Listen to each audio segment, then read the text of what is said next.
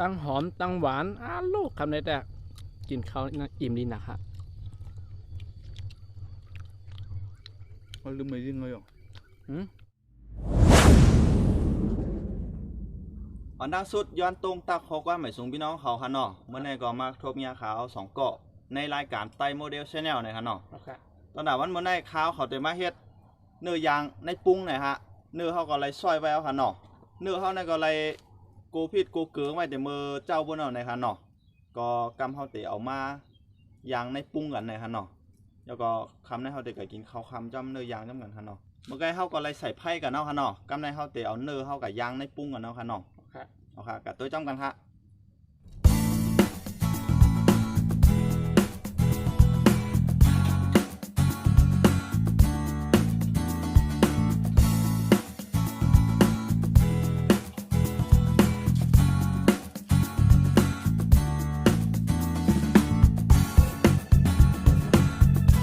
มาเร็วค่ะทุกทีหูเข้าอยู่ในค่ะเนาะเป็นข้าวเจ้าในค่ะเนาะตอนนี้เขาเดี๋ยวมาปรุงใส่ในอังโก้ในค่ะเนาะความใต้เขาเนาะในเขาบริเศร้าเลยค่ะเนาะ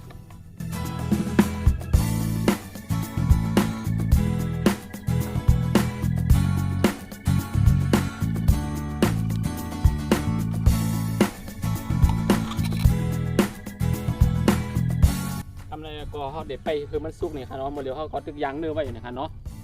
ใส่ไฟลุกๆค่ะเดี๋ยวได้เจียวสุกเนี่ยค่ะเนาะ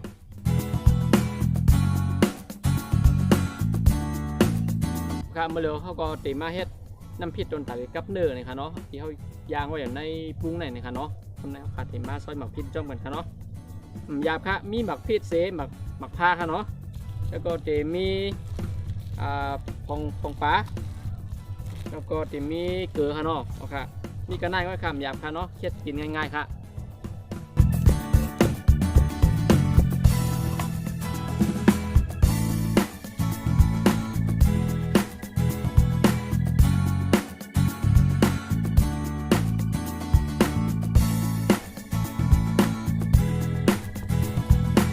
เมื่อเหลียวในด้วยเนื้อในซุป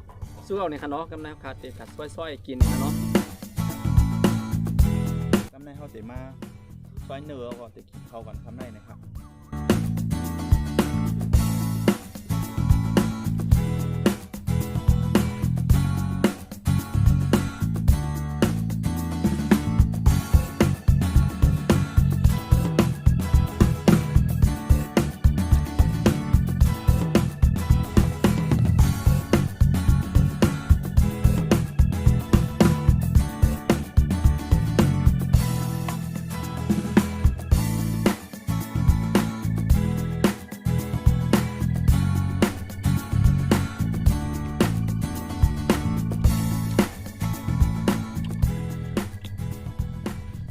เนื้อเขาเนี่ยก็เข้มนะครับเนี่ย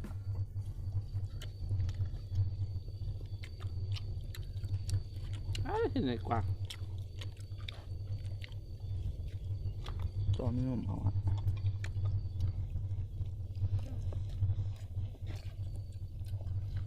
เสียงโซ่เข้ามา